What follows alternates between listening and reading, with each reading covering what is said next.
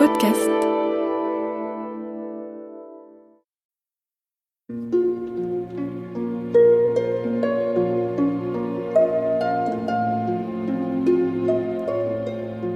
Le 23 juin 1848, Paris se couvre de barricades.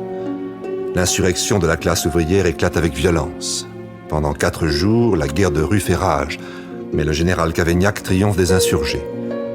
Monsieur d'Andreuz se réjouit de voir l'ordre enfin rétabli. Frédéric, qui s'est tenu à l'écart de la bataille et fréquente à nouveau les salons bourgeois, semble beaucoup plaire à Madame d'Andreuz. Il reste insensible à l'amour que lui porte Louise Roch. Cependant, Arnoux, dont les affaires périclitent, se ruine pour une jeune ouvrière de sa fabrique. Frédéric revoit Madame Arnoux, à qui il reproche son absence au rendez-vous de l'an passé. Rosanette annonce à Frédéric qu'elle est enceinte.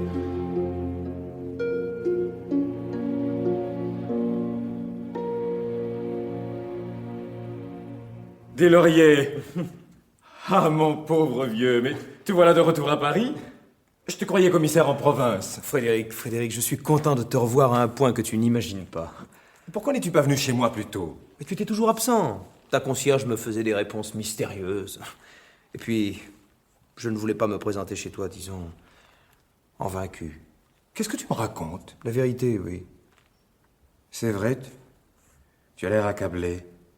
J'ai eu pas mal d'ennuis, Frédéric. Le métier de commissaire en province, tu sais en quoi cela consiste? Prêcher la fraternité aux conservateurs, le respect des lois aux socialistes. Résultat, les uns m'ont tiré des coups de fusil, les autres ont apporté une corde pour me pendre. Joli métier. Après juin, on m'a destitué, sans me donner de justification. Alors je me suis jeté dans un complot. Celui des armes saisies à Troyes? Oui. Ah, j'en ai entendu parler, oui. Et Compin m'a dit que tu en étais avec Regimbard et quelques autres. Oui, ils m'ont relâché, faute de preuves. Puis le comité d'action m'a envoyé à Londres. Ça s'est terminé par des coups avec nos frères anglais. Et maintenant me voici à Paris. Une fois de plus. Qu'y fais-tu? Je frappe aux portes de la démocratie. Je fais des offres de services, plumes, paroles, démarches. Je suis prêt à tout, Frédéric. Mais il se méfie de moi. Alors je viens de vendre ma montre et ma bibliothèque. Si tu continues... Oh, il ne me reste déjà plus rien.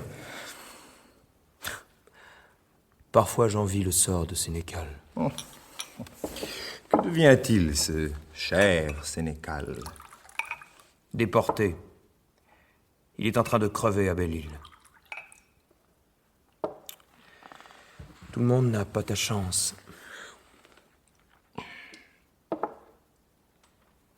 Excuse mon avis, ce soir je dîne en ville chez les d'Andreuz, mais tu peux rester chez moi. Fais-toi servir à manger. Prends mon lit. Ton lit? Mais non, Frédéric, je ne veux pas de... Mais non, tu ne me gênes pas, j'en ai d'autres. Tu verras, il ne faut pas désespérer. Vieux défenseur du peuple. Oh, on ne parle plus du peuple, Frédéric. Que d'autres s'en mêlent. Ce n'est pas ce que tu disais. J'ai appris à les connaître, les ouvriers. J'en avais dans ma province, des mineurs. Chaque puits d'extraction avait nommé un gouvernement provisoire. Pratiquement, c'est eux qui me donnaient des ordres. Tu n'as pas l'air d'avoir été sensible à leur charme. Ils se sont partout conduits de la même façon. À Lyon, à Lille, au Havre, à Paris. Et pour ce qui est de leur intelligence... Mais sous la Restauration, il y avait le compagnonnage. À quoi cela a-t-il servi? En 1830, ils sont entrés dans la garde nationale. Ils n'ont même pas eu le bon sens de la dominer. Au lendemain de 48, ils ont recréé des corps de métier avec des étendards à eux. Mais ils ne pensent qu'à eux. Ils veulent des députés pour eux seuls. Ils me font penser aux députés de la betterave qui ne s'inquiètent que de la betterave. Exactement. Peste. Te voilà bien désenchanté.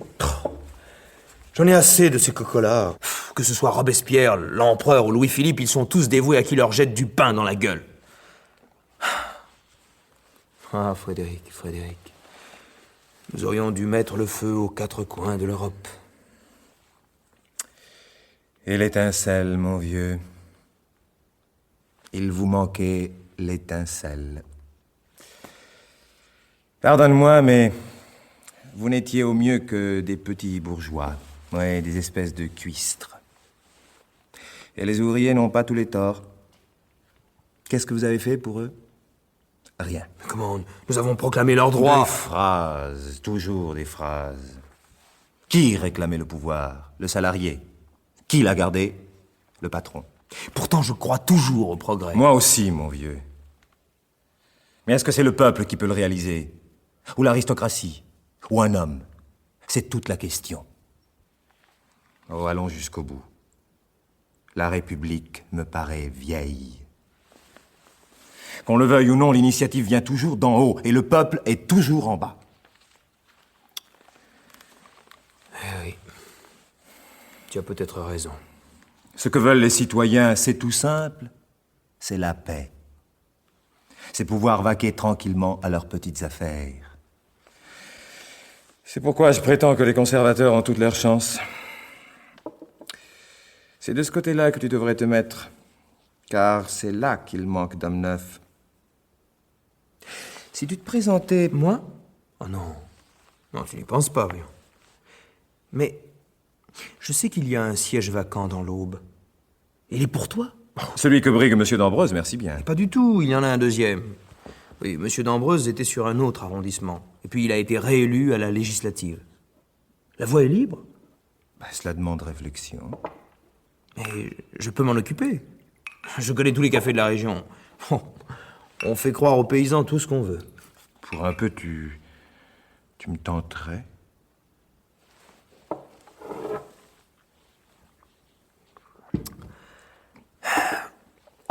En attendant, Frédéric, tu devrais bien me trouver une place à Paris. D'accord. Je m'en charge par M. d'Ambreuse, ce ne sera pas trop difficile. Que devient sa société? C'est une occupation de ce genre qu'il me faudrait. Mais ce n'est pas une mauvaise idée. Oui, je pourrais lui être utile et je garderai mon indépendance. Je lui en parle dès ce soir. Avant 3 jours, je te conduis chez lui. Merci, Frédéric. Merci. Tu m'as vraiment réconforté. Et l'amitié, alors? Hein? Qu'est-ce que tu en fais? Ne me parlez plus de Lamartine, mon cher. Comme disait cet homme du peuple, assez de livres. Qui alors? Cavaignac? Ah non, pas Cavaignac. Un traître. Ah, pourtant, d'Ambreuse, il me semblait que vous admiriez le président. Je l'ai admiré pendant 3 mois, je lui croyais l'énergie nécessaire. Je me suis trompé. Dieu merci, Champ-Garnier est là. Depuis l'affaire des conservatoires, nous savons que nous pouvons compter sur lui. Et sur Thiers aussi. Vous avez lu son ouvrage contre le socialisme? Une perfection. Qu'en pense notre ami Martinon? Oh, ce n'est pas seulement l'ouvrage d'un penseur, c'est celui d'un écrivain. Tout à fait mon avis. Ah, prenez garde d'Ambreuse. Votre hôtel va devenir la succursale de la rue de Poitiers. Et pourquoi non, cher ami? Je ne désavouerai pas, quant à moi, des hommes comme De Falloux ou Duvergier de Oran. En somme, nous travaillons pour le parti de l'ordre. Comment va notre propagande dans les campagnes, Nanancourt? Aussi bien que celle que mène notre jeune ami Martinon auprès de nos jeunes bourgeois. Oh, vous me flattez, Ne monsieur. soyez pas modeste, Martinon. Tout le monde sait avec quelle habileté vous travaillez pour notre cause. C'est que j'ai vu la foire aux idées, monsieur. Avez-vous vu le vaudeville?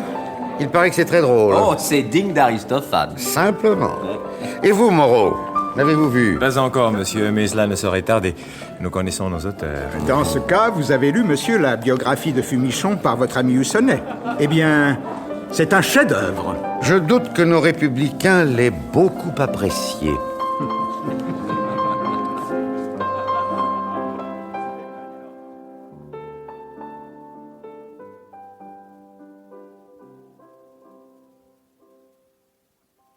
Excusez-moi, monsieur Moreau, de vous avoir demandé de venir jusqu'à moi, dans mon boudoir. Je vous en prie, madame. Le cadre est ravissant et noble tout à la fois. Donc digne de vous. Je n'y reçois que quelques intimes. Croyez bien que j'apprécie la faveur qui m'est faite, madame. Aujourd'hui, je suis un peu lasse. J'ai une légère migraine. C'est bien naturel. La nouvelle du mariage de Martinon et de mademoiselle Cécile a dû vous valoir bien des compliments importants. N'y ajoutez pas les vôtres, mon ami. Vous l'avez deviné, j'ai tout fait pour décourager ce mariage. Je n'y ai pas réussi. Que redoutiez-vous? Ne me vantez pas les qualités de Martinon comme il vante les vôtres. Il paraît que vous ne l'aimiez guère. Je ne lui ai pas épargné les épreuves. Et il a résisté à toutes. C'est un entêté. Il voulait la main de Cécile, il l'a. Il n'a pas de position, son grand amour n'est pas sérieux, nous ne courons aucun risque à attendre. En définitive, il n'en veut que l'argent de Cécile. Que n'ai-je pas dit à mon mari, que n'ai-je pas fait? Quelle a été la réaction de Monsieur d'Ambreuse? Il a pris mon parti. Martinon s'est entendu dire que Cécile était orpheline, n'avait ni dot, ni espérance. Je pensais qu'après ce coup-là, il s'avouerait vaincu. Pas du tout. Notre Martinon a répondu qu'il avait un petit patrimoine, 15 000 livres de rente, et que cela suffirait pour deux. Comment lui refuser après cela la main de Cécile? En effet. Martinon est un habile homme. Quel motif avouable pouvais-je invoquer pour m'y opposer? Bah, ne parlons plus de cela. Il me restera l'ennui. N'est-ce pas ce à quoi nous sommes condamnés, nous autres, femmes du monde? Mais, madame... Je vous donne des détails que je n'aurais pas confiés à beaucoup de mes amis. Ne me faites pas repentir de vous en avoir trop dit. Soyez assurée, madame... Tous les hommes sont des égoïstes. Il y en a aussi de dévoués. Vous en connaissez un seul? Présentez-le-moi. Si je devais être celui-là, madame... Vous? Comme les autres, mon ami. Vous refuseriez donc de croire à toutes les sincérités? À l'amour, même? L'amour? Qu'est-ce que l'amour? Mais... Oh, excusez-moi, j'ai tort, sans doute, je ne me sens pas très bien. Pourquoi serais-je insensible à tout? C'est une idée triste qui m'est venue. Joseph, un verre d'eau, s'il vous plaît. Bien, madame. Pourquoi vous inquiéter pour des choses qui n'en valent pas la peine? Oui. Peut-être en effet n'y a-t-il pas lieu. Voici, madame. Merci. Vous pouvez vous retirer, Joseph. Maladroit. Ces bruits me froissent la tête. Ces domestiques sont horribles. De nos jours, on ne peut vraiment plus être servi. Puisque je vous sens si malheureuse, si mal entourée, voulez-vous me permettre d'être votre serviteur? Vous? Mon pauvre ami. Oui, moi. Voulez-vous que j'époussette les meubles, que j'annonce le monde? Que je me tienne derrière votre voiture avec un chapeau de plumes de coq? Que je vous suive à pied en portant sur le bras un petit chien? Jamais vous n'aurez eu de valet plus fidèle, plus attentif, je vous le jure. Jeune fou. La folie n'est-elle pas de prendre tout au sérieux? Il y a bien assez de misère sans aller s'en forger. Pourquoi ne pas obéir à l'impulsion qui nous pousse? Pourquoi ne pas aimer? Oui. Pourquoi? Après tout, l'amour en soi n'est pas une chose si importante. Mais c'est immoral ce que vous dites là, mon jeune ami. Et surtout, c'est un mensonge. Mais il paraît que pour plaire aux femmes, il faut paraître insouciant, léger, bouffon. Frédéric. Elles se moquent quand on leur dit qu'on les aime et simplement qu'on les aime. Se moque-t-elle, vraiment?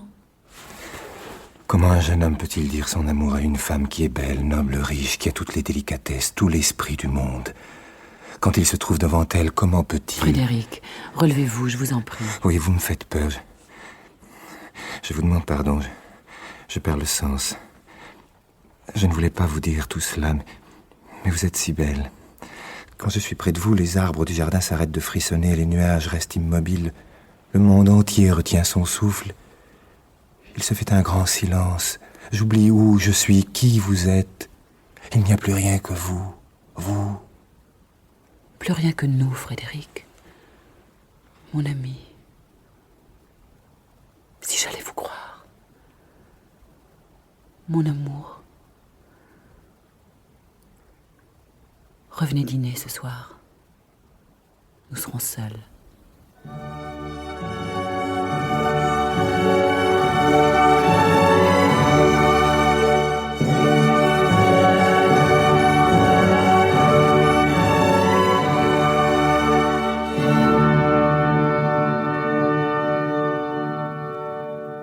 Monsieur Deslauriers, Monsieur Moreau m'a dit tout le bien qu'il pensait de vous. Monsieur D'Ambreux, Si. Ne vous récriez pas, vous êtes exactement ce qu'il me faut. Je songe à reprendre ma grande affaire des houilles. Vous tombez bien. Je serais trop heureux, monsieur, de mettre à votre service les quelques connaissances que j'ai Oui, acquises. je songe à opérer la fusion de toutes les compagnies en une seule. Et c'est un projet qui est mal vu. On crie au monopole. Qu'en pensez-vous?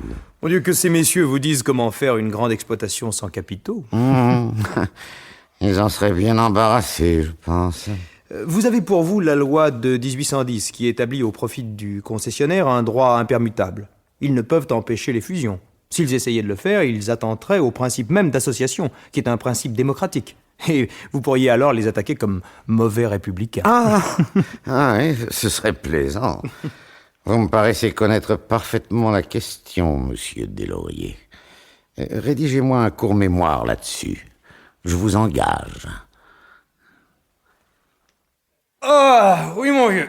Engagé. Il m'a engagé. J'en suis heureux pour toi. Je te dois tout, Frédéric. Oh, n'exagérons rien. Mais, dis-moi, j'ai aperçu Madame d'Ambreuse. Compliment. Parlons plutôt de notre élection. Il faut inventer quelque chose si tu veux que je sois élu. J'ai déjà préparé une lettre pour les journaux. Style familier. Tiens, tu veux la lire? Annoncer à nos chers concitoyens que M. d'Ambreuse approuve ma candidature, tu ne trouves pas ça un peu osé? Il te l'a dit, non? Il faut que tu sois soutenu par un conservateur. Et approuvé par un rouge. Eh oui, voilà. C'est ainsi qu'on réussit. Je vais aller à Nogent. Oui, il faut mettre le père Roch avec nous. Le père Roch, si tu veux, mais fais bien attention que Louise ne se mêle pas de tout ça. Oui, elle va sans doute te reparler de son projet de mariage avec moi, alors surtout pas cela, hein. Dis-leur que mes affaires sont incertaines, que je suis en train de les arranger, que Louise est jeune, qu'elle peut m'attendre. Oh, dis-leur tout ce que tu voudras. Oui, mais j'ai parfaitement compris. Monsieur possède une femme riche, surtout qu'on ne lui gâte pas sa joie avec de ridicules petites personnes. C'est un peu cela, oui. Mon vieux, la vie est parfois pleine de douceur exquise. Quand je la vois dans son salon, entre tous ces paladins de la droite, ces burgraves du juste milieu, ces éternels bonshommes de la comédie humaine, quand je la vois qui cause d'un ton froid, qui les tient en respect, j'ai envie de leur crier, mais je la connais mieux que vous. Elle est à moi. Il l'ignore. Je ne pense pas.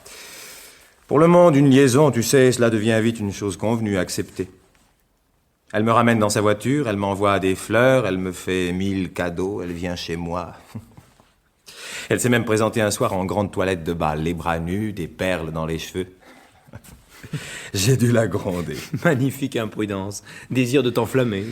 Je dois t'avouer que sur ce plan-là, je suis victime d'une espèce d'atrophie sentimentale. Pour répondre à ces ardeurs, il faut que je pense à Rosanette. Tu te rends compte ? Du moins, ai-je la tête entièrement libre.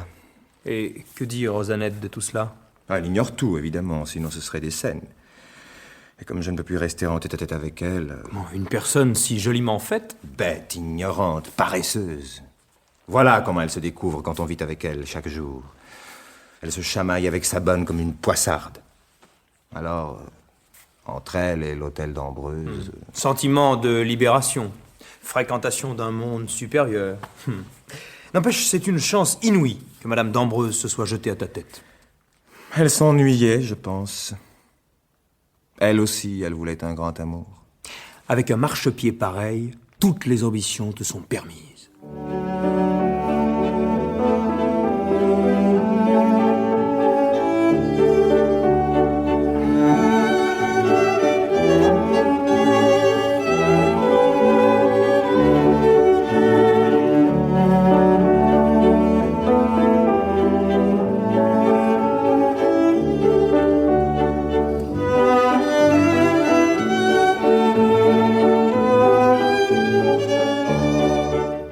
Tu m'as dit toi-même que je devais aller à Nogent, ma chérie. Que si je voulais être député, il fallait que j'aille là-bas me montrer un peu. Mais maintenant, c'est impossible, Frédéric. Tu ne vas pas me quitter alors que mon mari est tombé gravement malade et que l'on peut redouter le pire. Cette attaque a été si soudaine. Il ne jurait que par Jean Garnier. Le soir même où il a appris que Jean Garnier était révoqué, il s'est alité, la poitrine en feu, oppressé. On lui a mis des sangsues, il a été soulagé. Il m'a même dit « Ah, ça va mieux, mais j'ai manqué faire le grand voyage. » Et depuis, il crache le sang. Que disent les princes de la science? Rien. Sa faiblesse augmente, ses jambes enflent. Il a demandé à voir Cécile. Elle est à l'autre bout de la France. Je lui ai écrit, viendra-t-elle seulement? Excusez-moi, madame, de troubler votre entretien. Il serait temps d'appeler un prêtre. Il y a urgence? Oui, madame. Une hémoptysie s'est déclarée. Nous ne pouvons plus répondre. Je vais à son chevet. Venez avec moi, monsieur Moreau.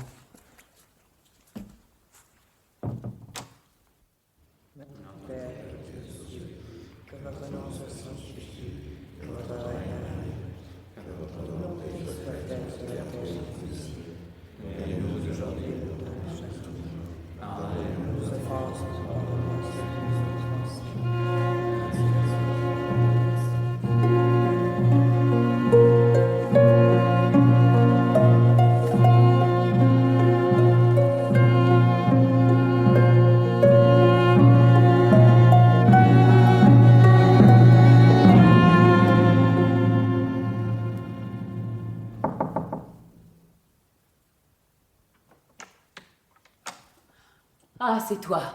Entre. Tu souffres? Moi? Non, pas du tout. On m'a porté cette robe de deuil. Comment la trouves-tu? Parfaite. Si tu veux fumer, ne te gêne pas, tu es chez moi. Enfin, une mort si rapide. Oh, Sainte Vierge, quel débarras. Comment? Il nous laissait bien libres. Il s'agit bien de cela. Tu ne sais pas quel service je lui ai rendu, ni dans quelles angoisses j'ai vécu. À cause? À cause de cette bâtarde, tiens. Cécile? Oui, Cécile. Je peux te le dire maintenant. Ce n'est pas du tout ma nièce, comme tu l'imagines. C'est une fille naturelle que mon mari a eue de je ne sais qui et qu'il a réussi à m'imposer au bout de 5 ans de mariage. Si je n'avais pas été là à la surveiller, Dieu sait à quelle sottise elle l'aurait entraînée. Et qui en aurait pâti? Moi seule. Ah, mon pauvre chéri, tu ne sais rien. Tu vas te faire mal. Non! Il faut que tu saches. Nous nous sommes mariés sous le régime de la séparation. Par contrat, je me suis fait assurer en cas de survivance 15 000 livres de rente et la propriété de l'hôtel. Par la suite, il a fait un testament où il m'a donné toute sa fortune. Sais-tu ce que cela représente? Je n'en ai pas idée. Plus de 3 millions. Le domaine de la Fortelle, 3 manufactures en Picardie, le bois de Crancé dans l'Yonne, une ferme près d'Orléans et des valeurs mobilières considérables. C'est énorme. Ah oui. Ah, il en a fait des courbettes pour cela. Il en a distribué des sourires. Il les a tous servis. Napoléon, les Cosaques, Louis XVIII, 1830, les ouvriers. Il aurait payé pour se vendre. Je l'ai aidé. Ça en valait la peine. Tu t'imagines que j'allais laisser tout ça à Cécile, cette pécore? Ah, si je n'y avais pas pris garde, elle m'aurait dépouillée, jalouse comme elle est. Intéressée, dure. Tout le portrait de son père. Qu'elle n'est pas encore venue voir. Le cœur et elle, ça fait 2. Oh, je la connais. C'est l'argent seul qu'elle guette. Elle n'aura pas un sou. Depuis son mariage, elle n'est guère gênante. Ah, son mariage. Ton Martinon savait ce qu'il faisait, va. Il est aussi hypocrite qu'elle. Je les ai encore trop bien traités, ceux-là. Mais ils n'entraveront pas mon chemin. En ai-je assez supporté? Reste calme, ma chérie. Par bonheur. Oui, tu es là, toi. Il n'y a que toi que j'aime. Mon amour. Oui. Tout cela, je l'aurais fait pour toi aussi. Pour nous, Frédéric. Tout est à toi désormais. Tout. Veux-tu m'épouser? Moi? Oui, toi. Frédéric. Veux-tu m'épouser, mon amour? Tu en doutes? Tu as l'air tout surpris. Ma chérie, comment puis-je imaginer? Je suis tout étourdi, tout bouleversé. Et que tu m'offres une telle fortune à moi qui n'ai rien. La belle affaire. Ce qui importe, c'est que tu m'aimes, c'est que nous soyons nous deux. Enfin libres, enfin unis aux yeux du monde. Tu comprends, Frédéric? Je n'ai jamais connu personne de bon dans ma vie. Personne en qui je puisse avoir confiance, si ce n'est toi. Toi seul. Lui, c'était un mauvais homme. Un mauvais homme. À propos, il serait peut-être convenable que j'aille le veiller. Oui. Peut-être bien. À cause des domestiques. N'aie pas d'inquiétude. Je vais m'occuper de toutes les formalités. Mairie, pompe funèbre, office.